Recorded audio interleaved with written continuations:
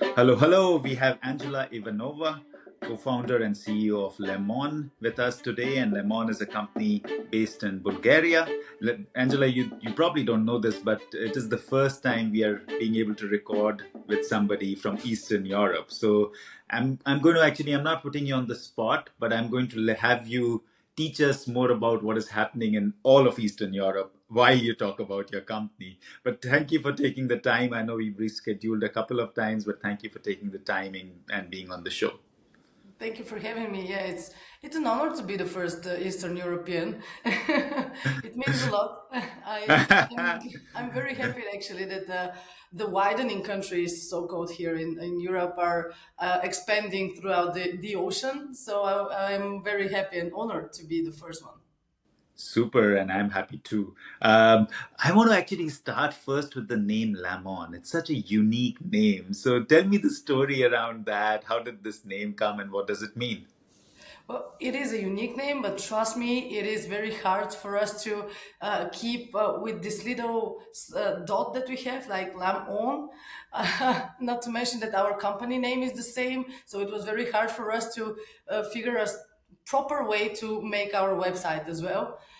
But yeah, first things first, lamon is actually supposed to mean for you to feel good about lamination. Laminate on and on and on. Don't stop laminating. Don't feel bad about it. Why is that? I am coming from the printing industry. Our first initial product, actually, that we wanted to make and to present to the world as an innovation was the laminating film that goes onto paper and cardboard. As said, I'm coming from the printing industry. The other co-founder of the company, Gergana, is also coming from this industry in the sense of illustration and design. So it was in 2017 that we started discussing with each other that we see the plastic that we use in our everyday lives. And being an environmental enthusiast, this is really bugs us a lot. And we wanted to just purchase something that is biodegradable and compostable so we can just present to our customers for them, if they would like to use it, to use, but to have this option. So we started researching the market. We ordered a couple of samples from different countries that didn't have any adhesive layer, which means that this is not a thermal laminating film that is widely used in the industry.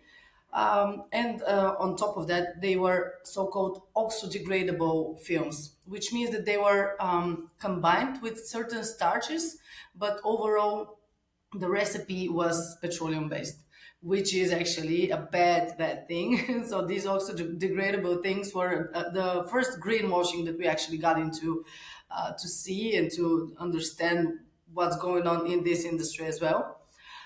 So pretty much it turns out that there wasn't such solution on the market when it comes to laminating film that is eco-cautious with no toxic adhesive layer or anything bad for the environment whatsoever. So by that time, a dear friend of mine, Eli Shtereva, was working for the EIT representative in Bulgaria. The EIT is the European Institute of Innovation and Technology, which is one of the tools of the European Union to help push and present and evolve and accelerate small, medium, and even micro businesses and startups with mostly with green ideas, but pretty much everything that's technology based and related. So by that time, it was 2017, and they were launching this program in Sofia in Bulgaria, Climate Launchpad, which is pretty much focused on to help startups and entrepreneurs, even before you manage to call yourself a startup, to validate their idea before they are even out there, before you even have the business model or whatever. So Ellie told me, why don't you try and just apply for the program? You have a good idea and you have a niche idea, seeing and observing that there is something that's missing on the market and something that actually is quite used, because even though people tend to think that the printing industry is a dying one, that's not true at all. I mean, it's true in the sense of the physical products of magazines, but everything else is being laminated, especially when it comes to cardboards of perfume boxes or whiskeys, whatever you can imagine. because this in this way you're not only emphasizing on the color, you're making the design better, but you are protecting it from the sun and moisture. So it has its other reasons to be applied. So we decided to apply in Climate Launchpad just with the idea. We didn't have any chemical background whatsoever, but we applied. We got into the international finals in Cyprus, and it was it became more and more fun for me and Gergana, the other co-founder, to work together and to see where this can actually go. So we decided to apply for the second program that had 15,000 euro of a grant, and they took us in. But yeah, we were still missing that very very crucial piece, which is the knowledge. So we started looking into different academia bases and here in Bulgaria in order to find the third person in the company, Philip. Associate Professor Philip Publikov is a biopolymer specialist. And we were very, very happy to actually meet him because well, we are lacking a bridge between science and business in Bulgaria, in Europe, and in the world as well, but especially here in Bulgaria. So we had the privilege to get to know him, for him to be interested in diving into something like this with like these two enthusiasts that don't actually know what exactly are we doing, because we were working, of course, as a freelancer, so we knew what in order to manage your time and money, but we never actually made any business out to work or something like this. We were working for ourselves, but it's different. So it was very nice for us to click so good together as a team. So we started looking for partners and, of course, raw materials in order to see whether or not how our industrial prototype can actually turn out. So that was very, very challenging in the sense of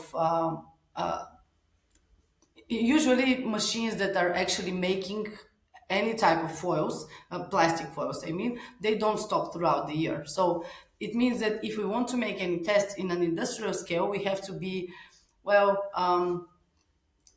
we have to be pushy enough for some other company to give us some machine time in order for us to test. So it was very hard. But this is the other thing that we just kept going on and on and on, like the lamon name. So in that sense, we started looking for other partners here. It wasn't easy at all, but somehow we managed to negotiate some industry time in on their machines, and we started developing our first prototypes that were looking not so good, but still we didn't let go of the idea that this will actually happen. We were trusting so much the expertise of Philip and his knowledge that we knew that it was about time for us to reach the final version of this foil. Still, our laminating film is not ready for the market because actually, when it comes to printing and adapting something that goes onto the paper, it's not very easy. Especially when you think about the laminators, their the entire process of making the lamination, it just plays with a lot of temperature, with different reels that are pressing the film. We are about there, but we need a little modifications, and we're aiming to launch this product by the middle of this year. And this is why we actually decided to focus more on the packaging. So we made pack on for you to pack on and on and on. Yes. It's so fascinating because I did not actually, I think, thought about how did lemon come? Was it something to do with lemons? Was it something? And even knowing that you're in lamination, I didn't catch on. So catch on rhymes with the lemon as Yeah. well and pack on. I like that play of words. I'm sure it comes from a deeply creative side in some of you. But I want to now step back. I know that you are in your heart a true blue environmentalist, and that comes across as we read about you. So tell me more about your growing up years in Bulgaria and what were the influences that made you the person you are and eventually take this trajectory onto creating Lamon and being on this path of making a positive change on this planet. I'm sure there were early influences. If you can think of some, that'll be great. Well, of course there were, but when it comes to the environment as such, I've always been like a true fan. I mean, animals, flowers. I've been involved with photography, which means that I love to observe, and everything that I do in my life is pretty much cautious when it comes to what I'm leaving behind. It was very actually nice that at certain point here in Bulgaria there were a lot of protests when it comes to nature and the preservation of nature, different mountains. We had some issues regarding the so-called Natura 2000, which is certain areas in Bulgaria that are protected with the EU laws. Of course, there's a lot of corruption, especially as an Eastern Europe country. So there were a lot of mislawful deeds that certain people wanted to do in order for them to grow their businesses and etc etc. So there were a lot of protests. Throughout these protests, I remember meeting so many like-minded people and feeling this energy and this vibe that we Bulgarians actually from time to time show, not very often, but when we do show it, we show this togetherness and this willingness, because not oftentimes we protest, but our biggest protests were mostly because of nature. Not so much when it comes to, and of course, if prices in the market go high, but that's another thing. Um, so throughout these protests, it was in 2013, I think. It was my first time that I met Sasha Bezukhanova. Sasha is actually has been a mentor of mine and Gergana actually without her even knowing.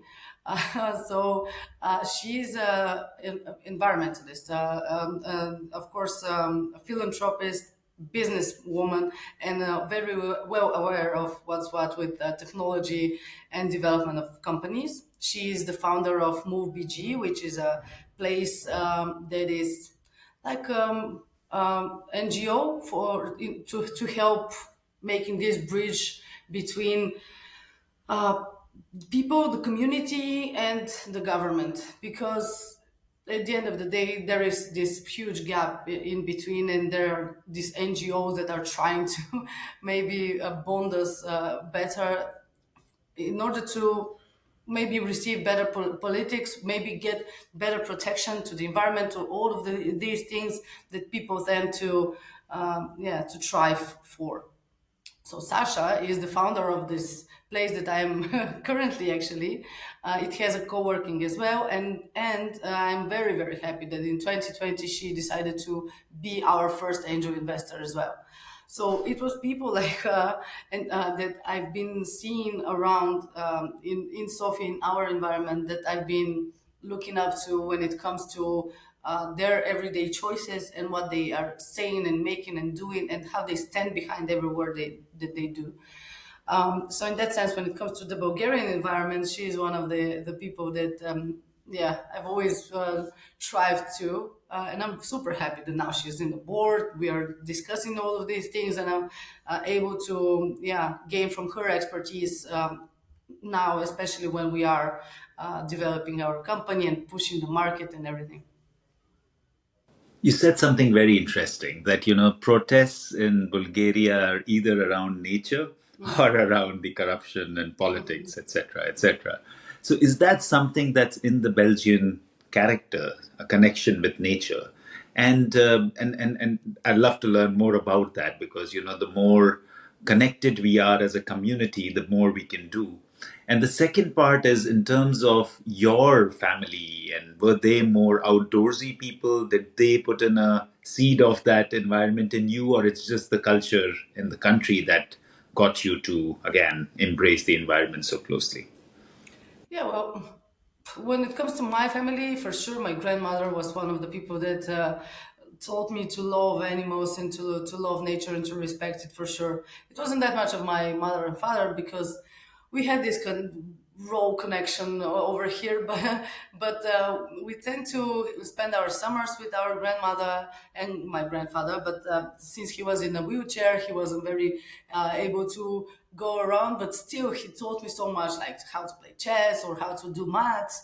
And in the meantime, my grandmother was telling me a bit more on how to grow your own food, and that you have to love and respect animals, whatever you do, because people here in Bulgaria, we meat here as food is not something super traditional usually. I mean, of course you have one, but if you, let's say, if you have like cows or pigs or whatever, you tend to probably, well, it's like the native thing to do. I mean, if you do something with it, you respect it, and then you make it throughout.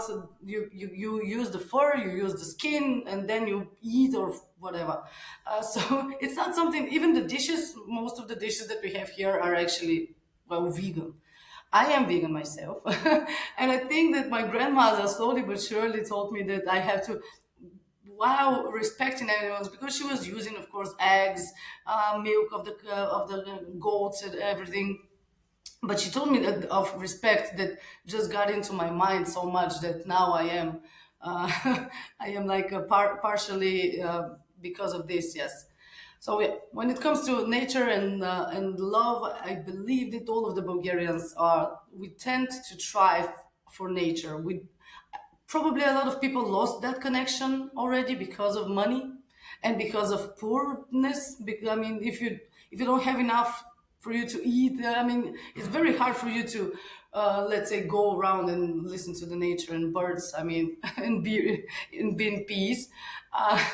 But yeah, I'm just most of the things that I said now are in the two different categories of people. But then again, yeah, I believe that deep down inside we are all nature people, not only Bulgarians but all of us.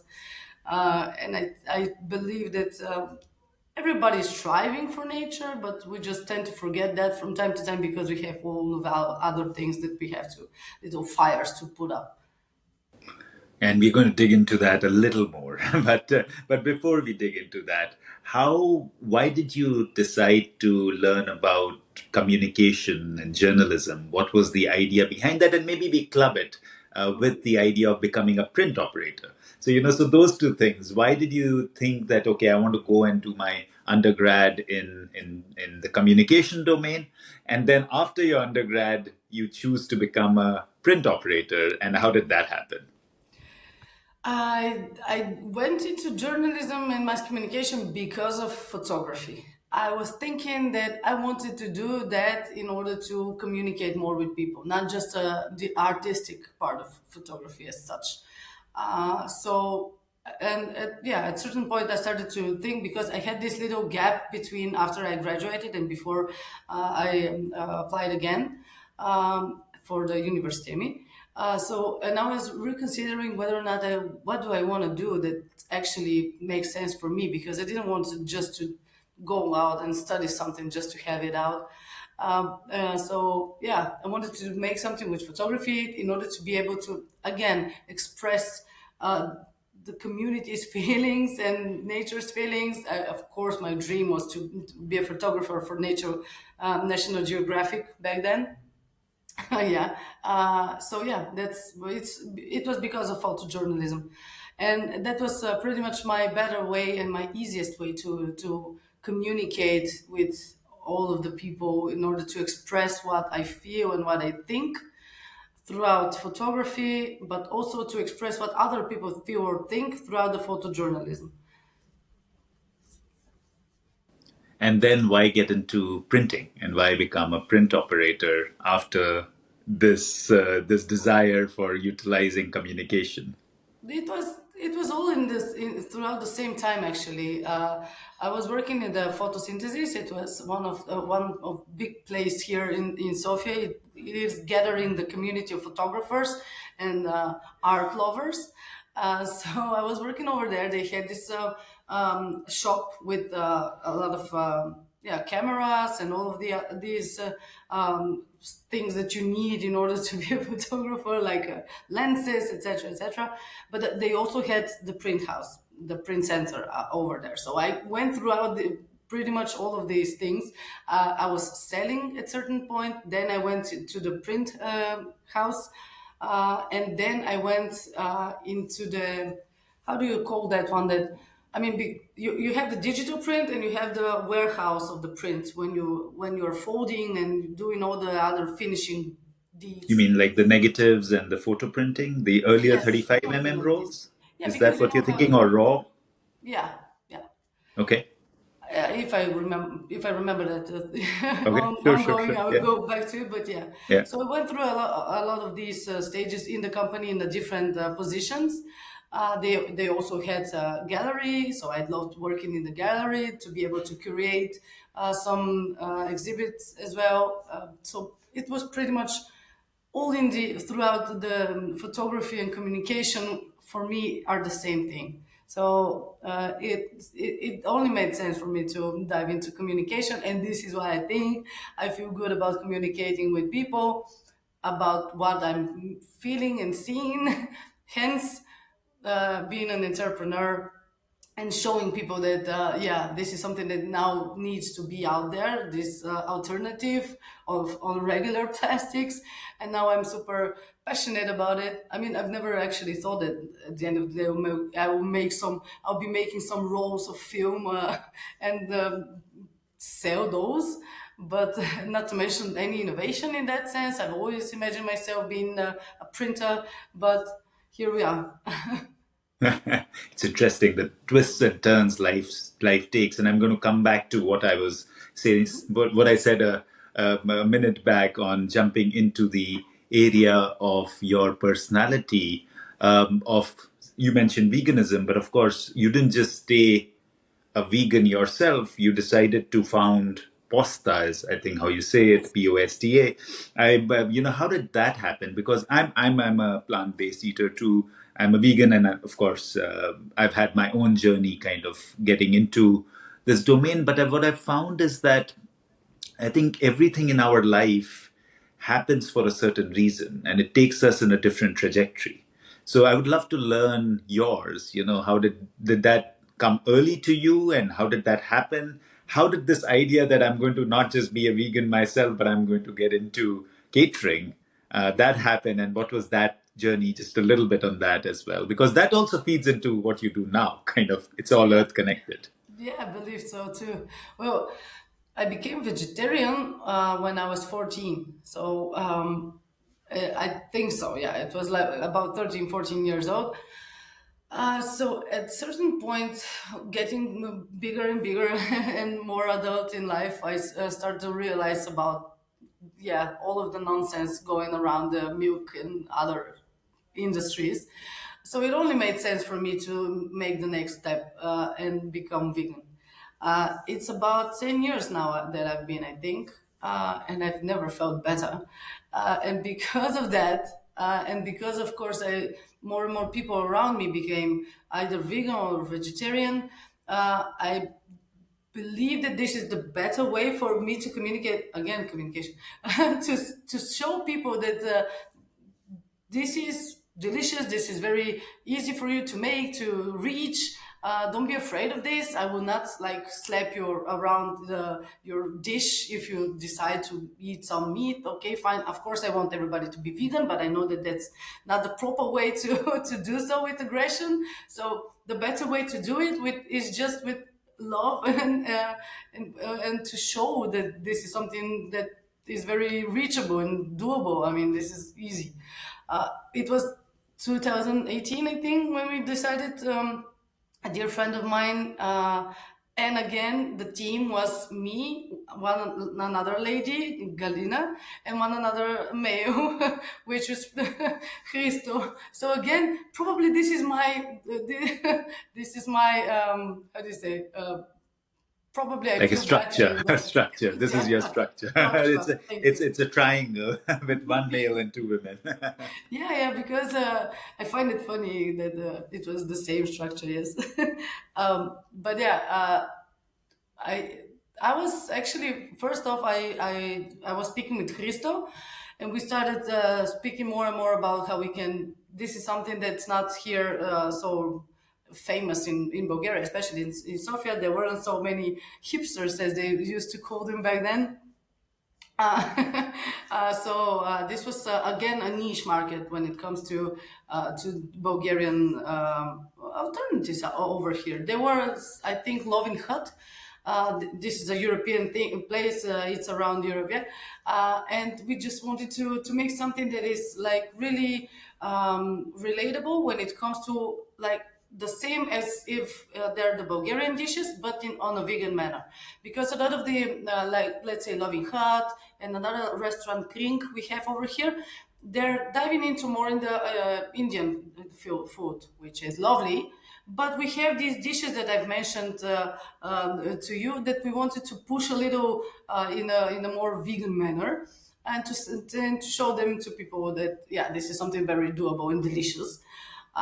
So we made this concept of posta in the sense of all of the manja, which is like the stew, uh, but all of these stews that were with meat, but we made them with soy things and that. So we wanted to make the catering in one hand, and to have this place that is actually super nearby here, to have this place that is serving lunch or dinner dishes. We had these little Christmas packs or Eastern packs as well that we were making like the different stews and salads, etc., and soups for people that they can purchase an entire meal for like five people or something like this. Yeah, but it's at a certain point, of course, we started with cash pocket money. All of us, we didn't have anything like any investment or any investment readiness whatsoever, actually. Just our idea of it. So we struck on and we started working. But unfortunately, COVID came, and we just we just bankrupted.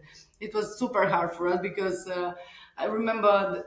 I mean, it was like, yeah, we cannot find any solutions because our entire business model was to have this lunch or a dinner place, but we didn't have it like a restaurant. It was like a grab and go.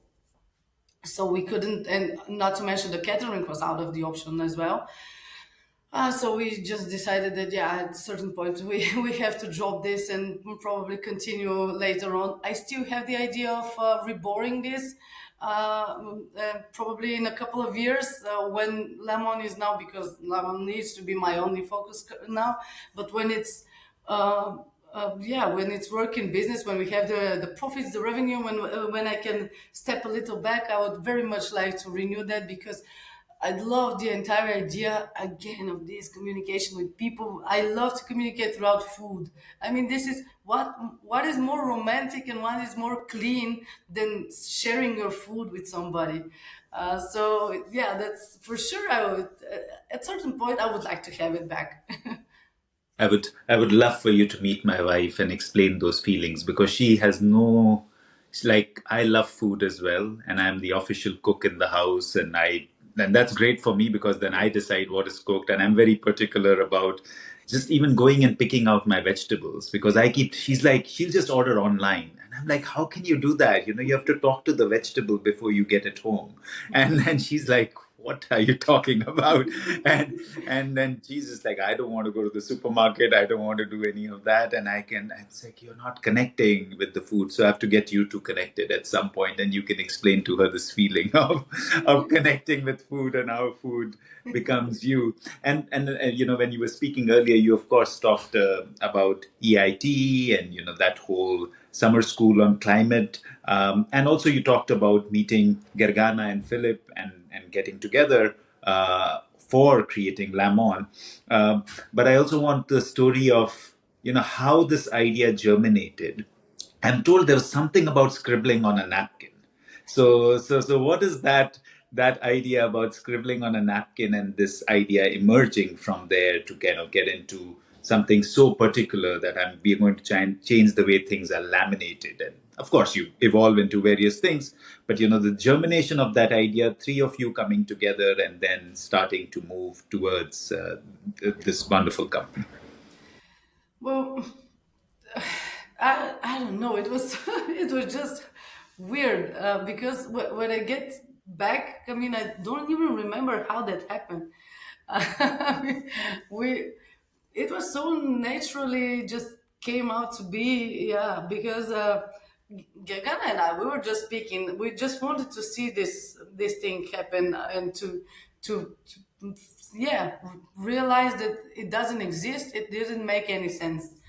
We were really scrubbing on the napkin in that point, like, because we were super wondering whether or not we should even dive into this. I mean, we knew very well that it won't have any return of investment of our time for a really long time, and we knew that we have to do that on the side when it comes to neglecting your free time, your sleep, and of course diving into something that's so new as structuring a business. Of course, speaking with more and more customers, traveling in order to for different workshops or different let's say acceleration programs, because we did go through a lot. It wasn't easy, but it was very natural for us. And the thing is that I know Gregano from years back. I mean, before we decided to do so, but we didn't know Philip at all. And it was like, who is that person, and why does he trust us with this wild journey that we want to dive into? And it was so nice because at certain point we just we were just so into it, the three of us. We got to experiment more. We had this little the machine that is making the films is called co-extrusion, because it's extruding like a big balloon. The little pellets, they melt and they extrude it. So usually these machines are like 20 meters high or something. Our current machine here is 9 meters, but our first machine was like 1.2 meters high, and we were working in this little room in this place that we rented for like 200 euro per month or something like this. And we're making these little DIY film tests that looked like tiles, not like film. They were so thick that it didn't make any sense. And I think that these little things that we did, the three of us, they bonded us so much that we just got into wanting this for to happen for real, for real. We got to respect our idea of the three of us, the idea of what the company should be in a couple of years. And it wasn't easy because at first, of course, we didn't get any salary for that. Everything, all of the grants were supposed to go for raw materials, for us to probably travel for somewhere or pay somebody for something, some service. So it was very hard, and kudos for Gregana and Philip to that we all stand up for each other and we keep pushing. And I really don't know how did the spark started, but I'm certain that it's still going. It's wonderful. It's all entrepreneurial journeys that start there, right? I always see that it's just this desire to make a difference, and we just dive in, right? You dive into the unknown. You come from a totally different background, not biopolymers. Of course, Philip does, but then from a university to application is two Yeah. different things. So just taking that leap of faith and then let the universe guide is so beautiful to hear. And I keep hearing about these stories, and they just kind of uplift me in many ways that there's so much hope. I want to dig deeper into the area of lamination. I think more from a listener's perspective, because we have so many listeners who are in this industry, but maybe we don't realize the complications with lamination. So of course you kind of chose this part maybe from the background that you had, but let's park the biopolymers to one side right now, and let's just talk about what is lamination and what happens right now, and how are the petroleum polymers used and laminated, and why are they needed.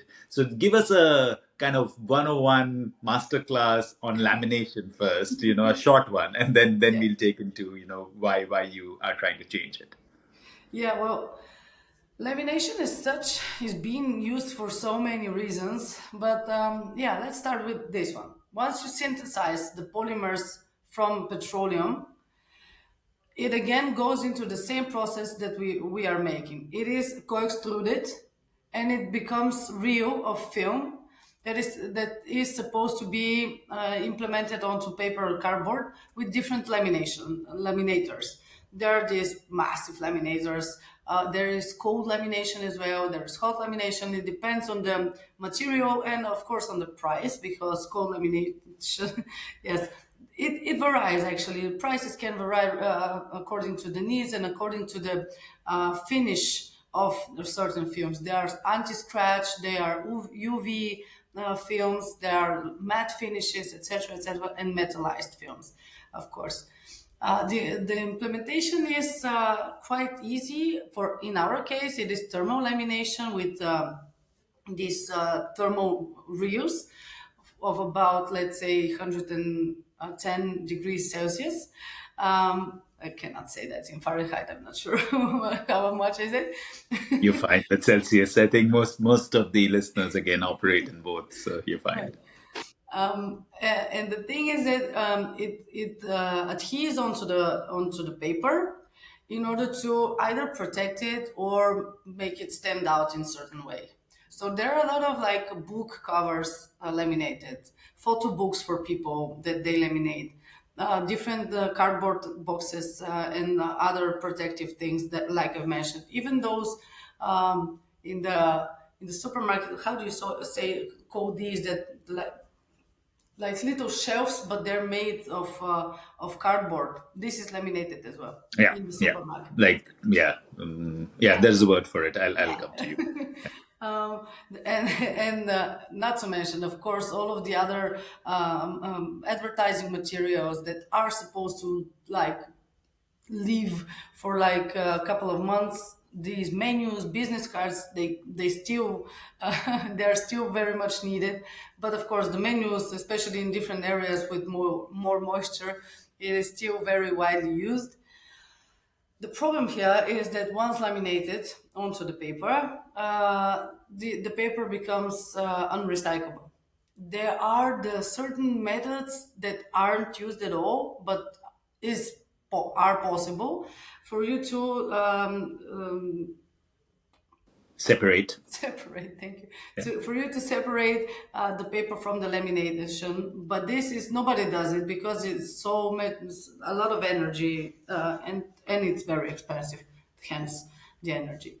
So pretty much the entire thing goes into landfills or incinerators, which means that we are losing paper as a resource that it is, and we're generating more and more from our favorite microplastics, and of course. CO2 pollution when it comes to incineration and even the gases that are emitted while incinerating are super toxic. So in that sense, it's a pretty bum thing to laminate, and it is currently it's been so many tons are being laminated just while we speak, and this is something that will not stop because it is supposed to be, and it has its own features. It is supposed to be there. The thing is that it's supposed to be there for like a couple of months, even years, and after that you generate more and more trash. So in that sense, we wanted to, and we are exploring the options of recycling the paper altogether with our films, because they are bio-based, because they have the adhesive layer that is non-toxic at all. So it will actually, when it goes into the recyclability facility, the paper itself, and when it becomes pulp, our film will actually play the role of the adhesive that they are putting after that in order to make back the paper. So it won't compromise the quality of the paper, as at least this is what we think. This is something that we are yet to research. I'm not speaking out loud so much about it because it is an ongoing research, but biopolymers can be recycled up to 5 times. So biopolymers onto paper it makes no sense for it to be a bad substance in the pulp when it goes to throughout the recycling process. I'll be very, very happy for us to have this different conversation in a year, because we are really pushing it hard to see what are the options of the end of life when it comes to the lamination with our laminate, of course. So if we go back to the two options that we have in the conventional plastic, so if it goes into landfills, as it will, most probably, even if there is a different waste stream that is recycling the paper with the it will be very, very hard to implement this in 2 years, in 5 years, who knows. So if it goes into landfill, it will just start decomposing slowly but surely, and it will just break down into little particles. Then those particles won't be over there for like thousands of years. They will just break down more and more and more and more into monomers, which will be food for the microorganisms. So in that sense, there are no microplastics involved whatsoever. In the throughout different processes, it depends, of course, on the conditions, how sunny, how moisture. But let's say even after 10 years, it will completely be gone. Even in the worst conditions for biodegradation. So if it goes into incineration, we don't have any VOCs emitted. This is something that's non-toxic. It is all of the raw materials that we use are derived from either cornstarch or biomass, which is non-toxic or non-petroleum involved.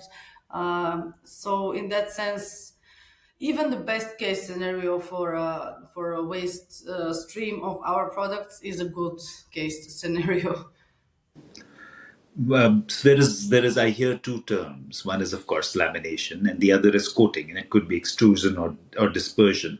Is there a particular reason that you feel lamination is more harmful, or do you think both are equally harmful and you just choose lamination? What is the difference, and why do you choose lamination?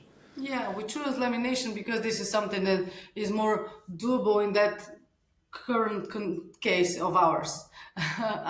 When it comes to the raw materials that we use, we know of those, and we have the expertise of those in the process of the making of. We've been considering, and coating is something that we are looking out for once we roll the wheel and once we have a couple of products on the market. We are aligning a couple of other ideas in our portfolio, but because we're still like a team of 10, it is not something that we would like to lose focus with. Coating is actually equally harmful, especially when it comes to these substitutes of plastic cups that are now paper cups with plastic coating in the inner side, as you know. So I think we made a mess with with certain regulations, especially especially because now people currently once they see the paper cups, they think that this is paper, they throw it in the paper bins, but this is again something that's leaving behind microplastics. There's so many wrongful and misconceptions when it comes to the new alternatives that are out there on the market that are actually pretty much becoming some sort of a greenwash in this case.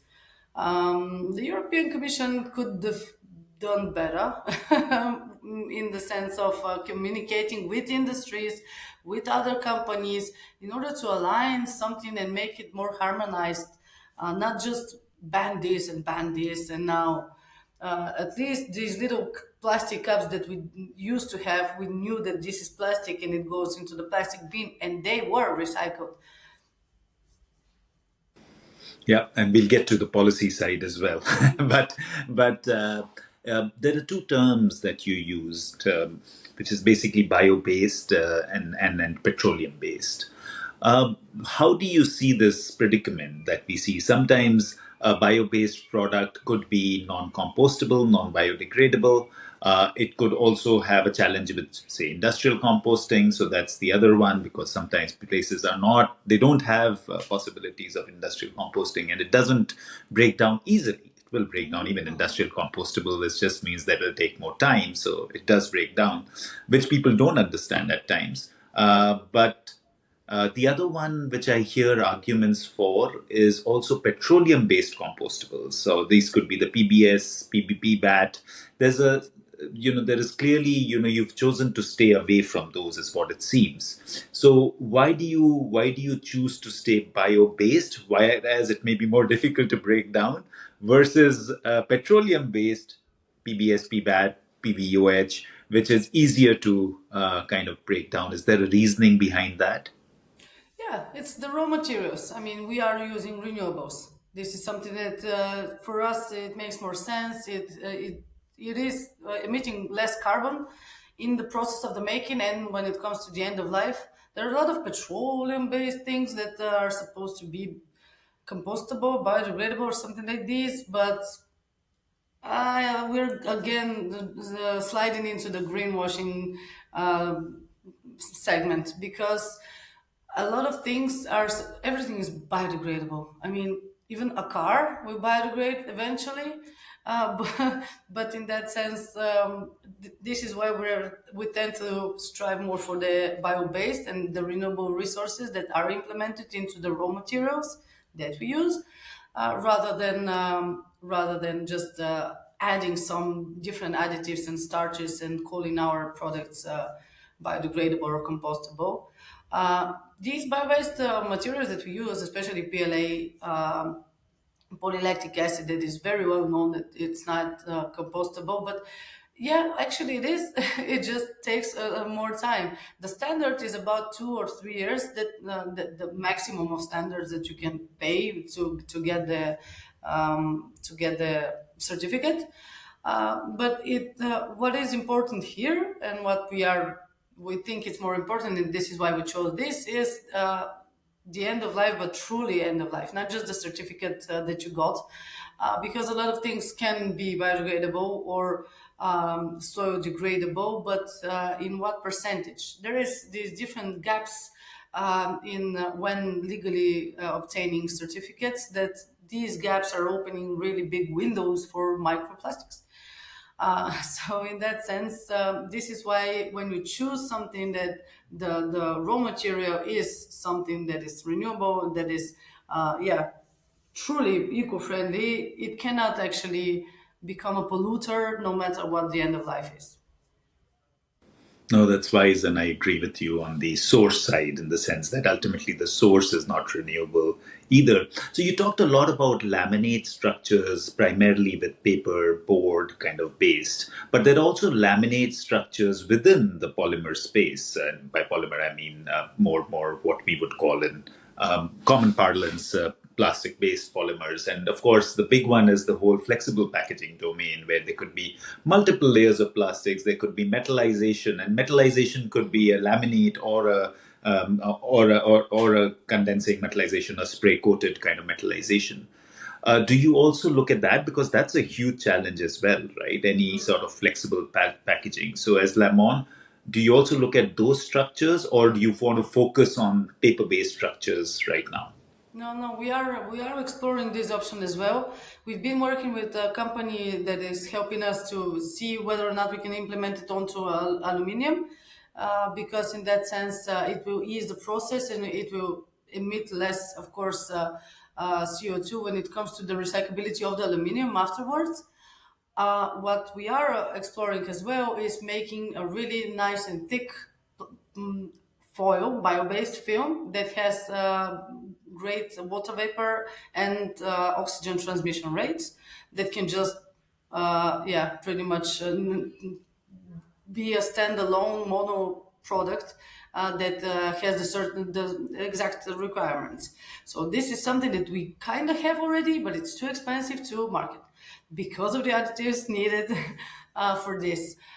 So in that sense, this is an ongoing process with us in the R&D sector of the company. But we are researching dye packs and all of the other packages that are pretty much super needed and again super hard to recycle because there are two, three layers of things.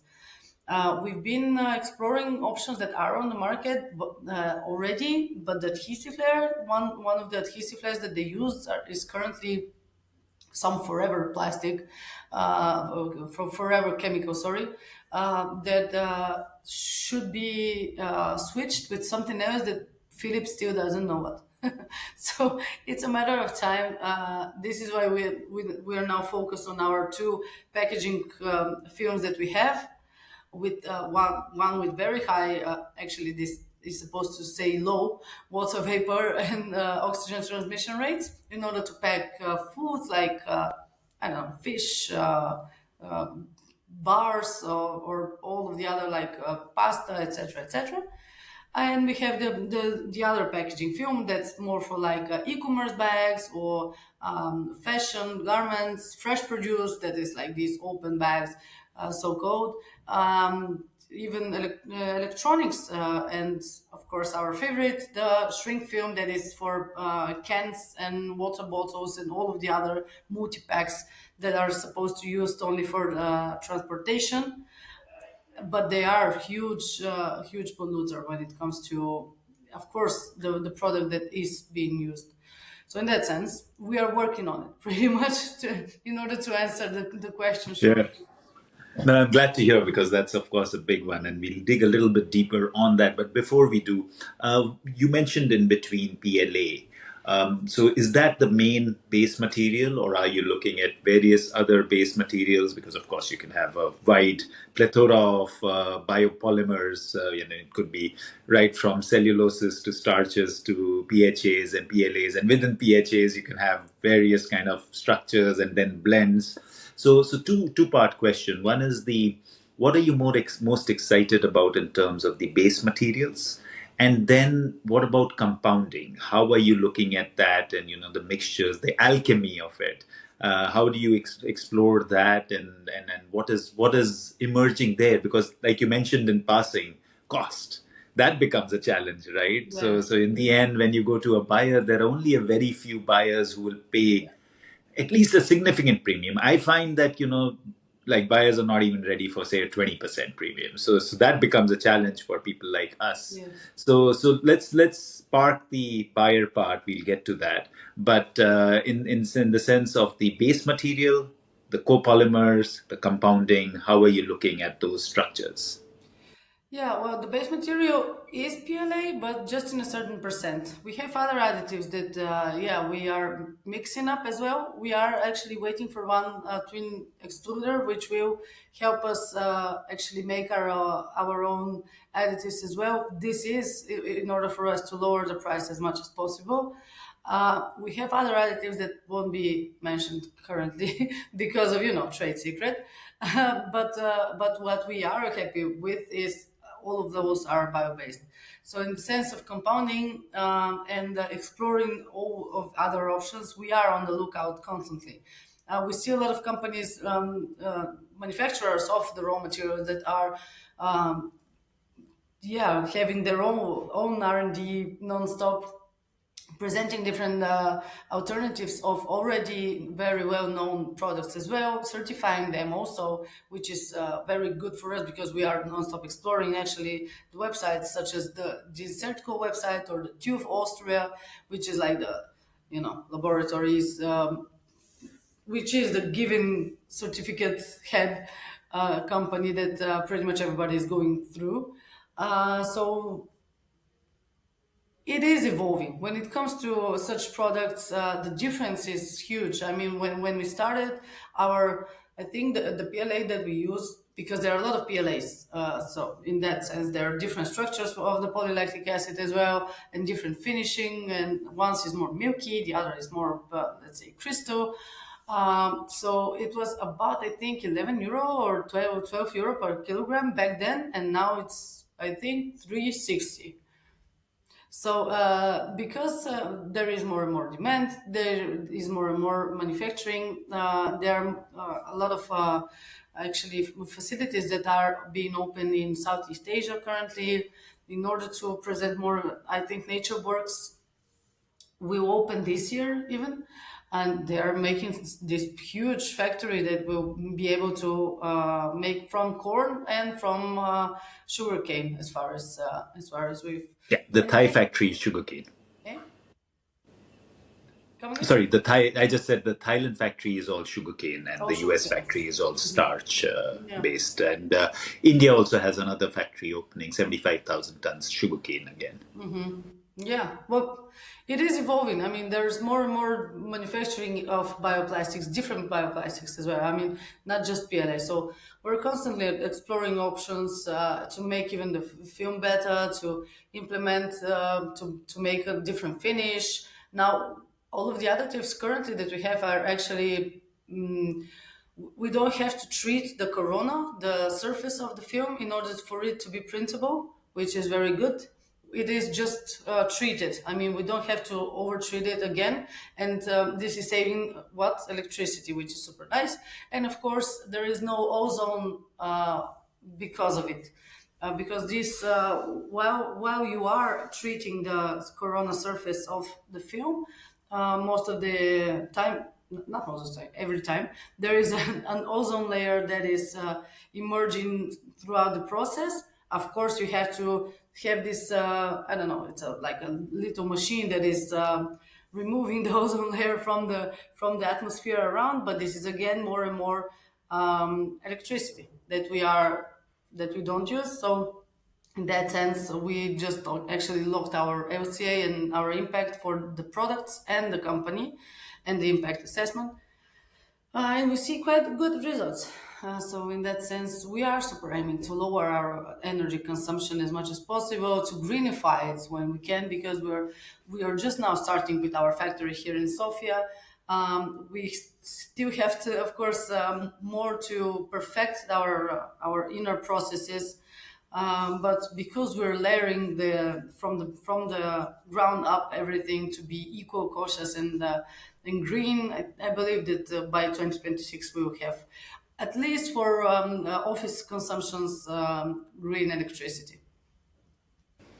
Super. That's amazing. And just for the listeners, you mentioned corona treatment, so that's a very important part of any printing process now, because earlier there would be a lot of misprints, and that was mainly to do with the surface tension of the base material. So the corona fundamentally uses surface tension kind of stabilization, which reduces the curl factor and the misprints. So it's been a great invention. It's been around for a while, but yeah, I think all machines today would come with a corona treatment and used when there is mistreatment. And a lot of it is what you mentioned. When you have two substrates like paper and a polymer coming together, or paper is also a polymer, but a more petroleum based or a non petroleum based biopolymer coming into the mix, what happens is that the surface tensions are very, very different. And then you add further, you mentioned in between, add further complexity sometimes by an adhesive polymer. And those Yeah. are three different polymers with different kind of molecules moving in different speeds. And I think Corona basically tries to stabilize that through energy and providing that. So yeah, just clarifying. I know you already know, Yeah, but of course. just for everyone else. Yeah, and of course you were going to say something. Please do continue with that. But I want to add another layer onto it on the customer side. I know you mentioned your packaging for cans, and so I want to talk to you about your relationship with Sofia Electric Brewing, and how you guys are going about it, because it's tough, especially a thick layer of biopolymer which is going to hold the cans in place. And you're so right that it's mainly used for transport and then disposed. So it's a very short, or just the storage usage. And how did you come to identify that? How did that relationship evolve? How did they trust you so much? And how I'm sure there were failures from time to time too, especially in the beginning. And how did that journey evolve where you actually found success in a certain application? Yeah, well, pretty much we started with certain products that we see that are being used a lot. And we started going around discussing that with people. As I already mentioned, the ecosystem here is not so big, but it's still very, very open to tests. So in that sense, when I saw that our film is very stretchy, one of the recipes that just turned out one time, we started discussing that this can actually be good for multi-packs. So we have this shrink gun in the facility. We tested with a couple of bottles, super DIY test, of course. Again, we started like checking in whether or not it's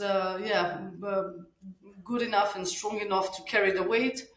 And after that, we just decided to, okay, we have to find a place to test this. Gladly, in our area, when the factory is, there are a couple of other manufacturers or let's say some like warehouses of lemonades or something like this. So we just went around and started asking people whether or not they have such machine. So then one of our neighbors told us that they know a company nearby that they can test in this shrink tunnel. So we went over there. They gave us their time again, which I really appreciate, because I mean it is very nice how helpful everybody is when it comes to such things, because you just go into their day, they're doing their things, and you just knock on the door and you decide to ask for a favor super fast, which is because this is not a super relatable method for people. I think that this is why they're like, oh, okay, why not? So we tested this in a shrink tunnel. We shrinked a couple of cans, a couple of bottles with mineral water, and then we saw we have the use case. So now we have to tackle. I have a dear friend of mine that is one of the, not one, the founder of one of the first places in Sofia, I think, if not the first, for craft beers. So, and I started speaking with him regarding the multi-packs. He told me that there are a lot of course, most of the craft beer companies that they are transporting their cans in boxes, which is, of course, it makes sense because you just go into the warehouse, and this is not something that you can see in the supermarket. But Sofia Electric Brewing decided to tackle one supermarket here in Sofia, and they needed some packages in order to have a smaller packs, like for 6 or 12 packs of cans. So we decided they already had their machine in house, which is like a half sleeve of film, and they like it's super manually. The machine is super manual currently that they have.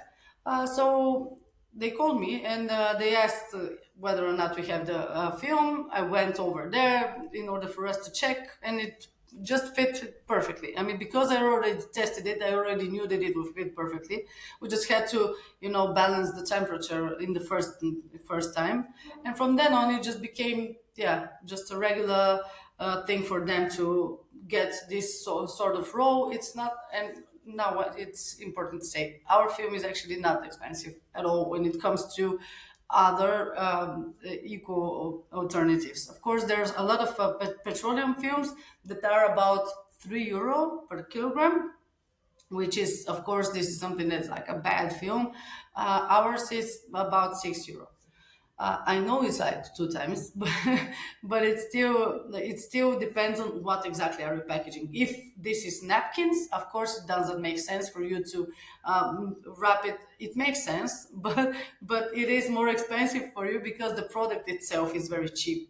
If it is something that it's a bit higher of a price, it is easier for a company to adapt and to spend a little more, something that's sustainable, to stand out in front of their customers, to of course have their own ESG reports that are coming in, and measure and be more and more open about your sustainability and your environmental goals that you are actually pushing into. So in that sense, I believe, and this is why we are now starting with companies that are a little more either already a bio product or something, or companies that are involved in responsible manufacturing overall, either with their like Sofia Electric, they have the innovation of the brewer, or if there's something that, yeah, especially vegan food. People that already know the added value of certain products, and after that, of course, we will extend to other companies with napkins because there's so many napkins wrapped. I don't know why I'm speaking about it, but like flowers, even there's so many products that they're just not so expensive for you to add like 0.02 cents upon it, because it will cost you at the end of the year.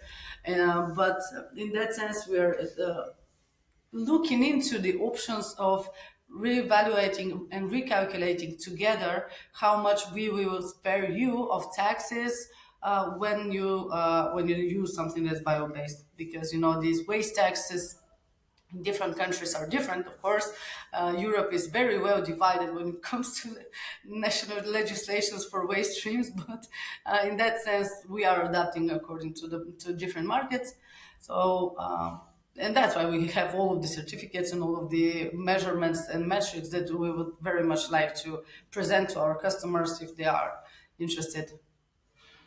No, I think that's really wise because you're right. The adaptability to a more sustainable company will always be higher, and you are so right in terms of the cost structure as well. Where what is the packaging cost as a total, and then if it's just a cent here, a cent there, it doesn't matter so much if the company is open to kind of experimenting and exploring as the size grows for you and economies of scale come in. You mentioned in between around the ecosystem. So, of course, again, coming back to the idea of Eastern Europe and us knowing not enough about it, what do you see? How do you see the ecosystem overall? What we notice is that, again, like the Silicon Valley, right? There's a lot of growth that happened there because there were so many entrepreneurs trying things. How do you see Lemon being based out of Sofia? And is there a good amount of community that is experimenting in the area so that you can lean on each other? And of course, you find people who are using it, you find suppliers. So you need that whole you need converters or tollers to kind of experiment, like you said before. So do you see a good ecosystem evolving, or do you think that that'll be a challenge as you go forward? I think for sure the ecosystem is evolving, for sure. Especially, I've been observing it for the past years from within, and I see that there are more and more, of course, like-minded people and people that tend to make certain changes in their behavior, in their company, even make innovations within their companies also. So there is a movement in that sense, but it's a bit slow because everything involves money. And in that sense, it is hard for you to risk a bit more from your daily things. And I'm happy to say that there are a lot of money ongoing from the European Union. I am a EIC ambassador, so we've been going through the European Innovation Council Accelerator as well. I am observing how there are more and more funds currently for the widening countries, because we are a bit neglected for the past for the past years. Most of the grants and money have been going through to the Nordics and Western Europe, and I think that's because not a lot of people used to believe in their ideas that they are suitable enough to win some grant money from the EU. So they didn't push hard enough. They didn't write good enough their applications, and they didn't put enough effort for their applications, which is now changing because we have more and more beneficiaries in Bulgaria and in other countries in the past 2 years, I think.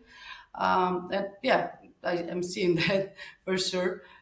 So as the community is growing, it's very important that there are more and more funds being allocated in this area, because it's been observed obviously by the EU Commission that hey, why aren't those countries taking any money for research and development, and especially when it comes to research and development when regarding products. A physical product is something that is very hard to fund, and a lot of investors don't want to do so in this crucial moment of development of some product, because the risk is too high for them.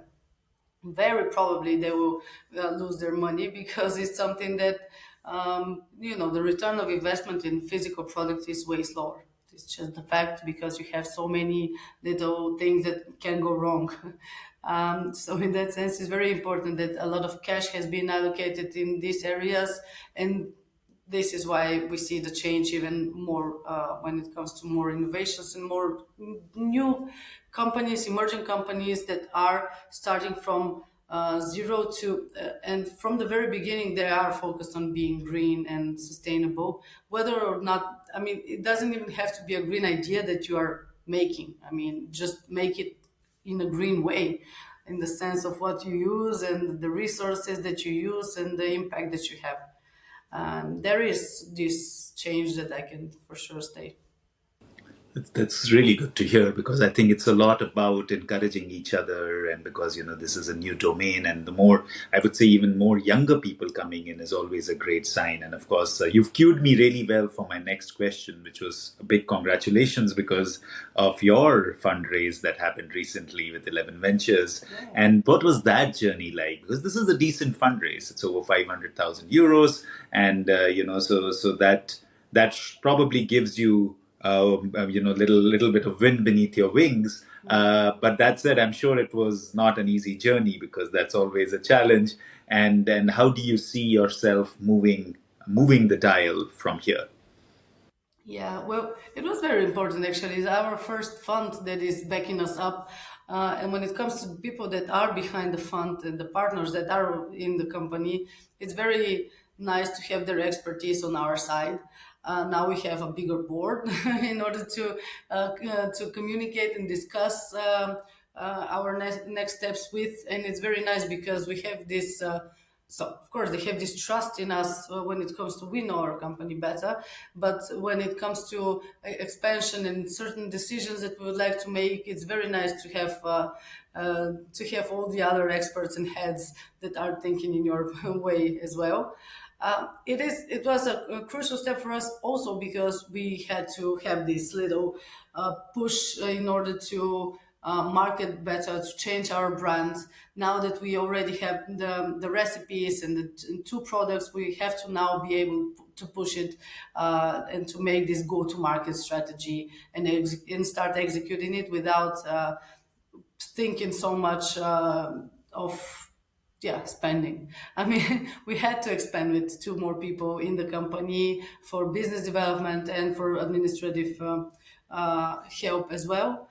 So now, in the sense of sales, this is our main focus. We are currently ongoing rebranding of the website, and of course our presentation and overall visualization of the company. Communication has to be pushed more and more when it comes to our way of Instagram, LinkedIn, all of the events, of course, that we are focused to go to. So all of the cash from that round is supposed to go to exactly this, to be seen and to go to different companies and partners, to meet them and see the deals in person, because these are super important.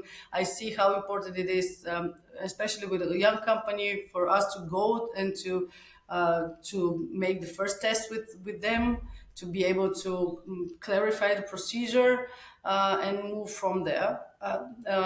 Not to mention that, of course, there's so many expos and conferences throughout the year now that we would like to go to, not as an exhibitors, but as visitors, because we are still small company, and it's better for us to mingle with people, to communicate more. Again, communication. I just don't stop saying that word.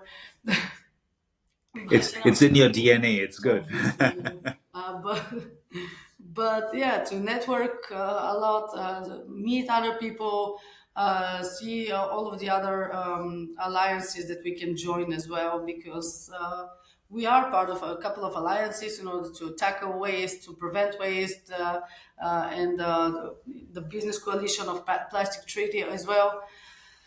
So it's important to visit different people and to be, yeah, visible as well. No, I think that's great, and it does require, I love the idea of becoming more visible. And in fact, we were checking your website a few times in the last couple of days, and we saw it was down. And Hmm. I know now why it was down, because of the rebranding and Yeah. things like that. So now we understand that. One more thing I wanted to cover before we kind of take it to a closure is, and you mentioned in passing, and I said I'll come back to it, was on the EU policy side. It's a complex set of policies, because they get into the molecular structure and stuff like that, which is Hmm. complex. And how do you see that part? Because of course, I understand from their point of view, but it's not, I don't know if it's as wise to make it so complex, because everything is one step at a time. And if you say PLA will be treated like a petroleum polymer and PHA will be treated like that, then it becomes a challenge for innovation to happen. Hmm. So how are you seeing that? And I know you are also participating a bit in that side of policy. So how do you see that evolving, and what would your desire be in order to be able to take that forward to the direction which you feel is more correct? Yeah, well, I'm afraid that there's a lot of lobbying here as well, which is not not in the right direction for sure. In that sense, there is a lot of miscommunication between, as I've mentioned already, the people in the room and the people that are out there working with their decisions. Better and synchronized legislations need to be made, and this means that for sure the industry has to go into that same room while the discussion is going, for sure, because there's a lot of things that need to be changed, but there have to be step by step plan on how to execute this, not just we start to change that from 2027. How exactly are we going to reach that? We will think it through. Let's just pat ourselves on the back and be happy that we conclude something. We've seen the INC5, INC5 this year. We've seen a lot of miscommunication going on when it comes to bioplastics. What I'm super I'll be eager to see, and what I am happy that is actually ongoing in Italy, Spain, and the Netherlands is exploration of the option of recyclability of bioplastics. What I believe it will be the best possible thing to do is to separate this waste stream and have another bin, but come on, why not, for bioplastics, because it's a what's first. I mean, in order to have a waste stream, they're waiting to have enough bioplastic to fill this waste stream. But in order to have enough bioplastics to fill the waste stream, you have to have a waste stream, because people tend to not produce things from bioplastics because they don't have an added value, because they're not valued as a garbage, and they have to be valued as such, because now we are speaking about recyclability of petroleum plastics and how they can be. You have to implement a certain percentage of recycled plastics in new plastics, right? But still, this is still plastic, which at certain point, at the fifth time of recyclability, it cannot be recycled anymore. And what's going on with it? It just leaving microplastics again, pollution again, and la la la. And what's happening if we recycle 5 times bioplastics and we reach its recyclability cycles? Well, it just becomes food of the microorganisms and energy. So we have to be more focused, and I see there is a lot of work to be done, but this needs to be done in a European level for sure. They have to put a little more money in research and research and innovation when it comes to recycling plants for bioplastics, and just implement these new waste streams in different countries. Make the incentive for the companies. Why should they use such thing, and what is the added value, and what are their incentive when it tax related, I mean, so they can switch into something that is not polluting, because now they're speaking only about the recyclability, but this is again more energy for something that is at the end of the day trash, polluting plastic. And I think you and I both know there is no such thing as recycling. Ultimately, it is downcycling, and it Yes. becomes and like you exactly what you said. There has to be an out. So what is recycling or downcycling? I never would call it recycling. That's just a misnomer because the challenge is that we feel as maybe consumers that this even the purest of polyethylene, like a plastic bottle, will become a plastic bottle, but it doesn't.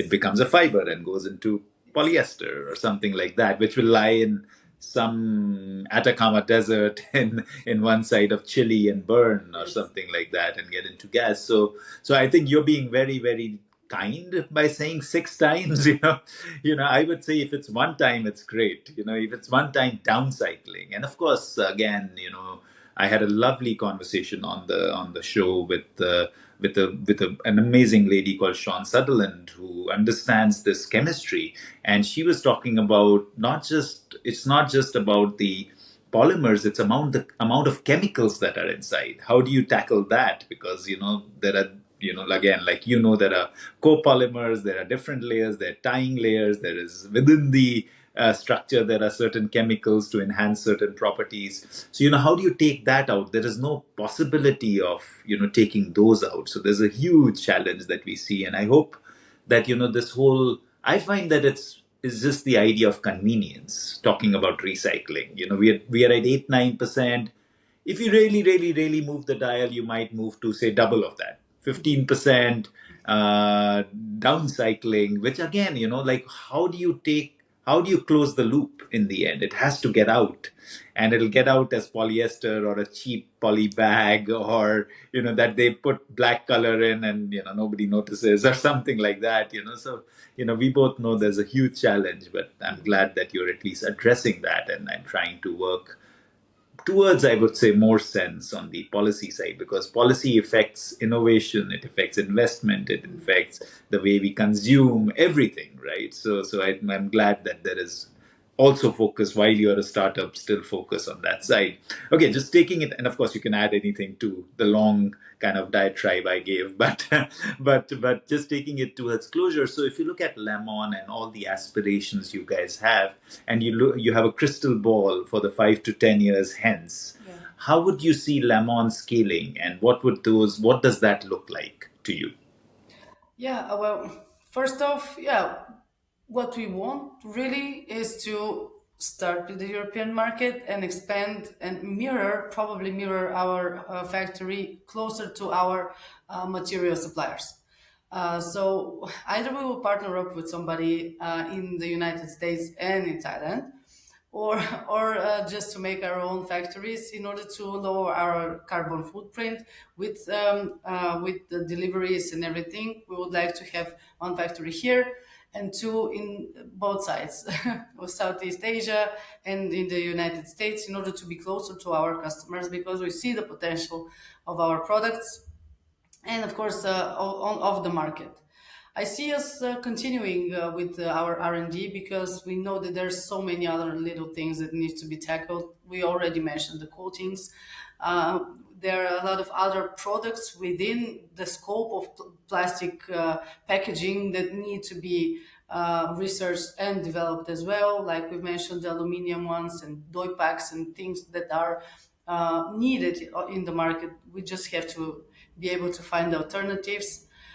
So in that sense, I am seeing the way for us to close the loop in house for all of the confection, the print, and everything to be under our roof, in order to have one good, big, and buzzing factory working and controlling everything in house. Because at the end of the day, there's a lot of windows open when you have subcontractors for making either the print or whatever else for you.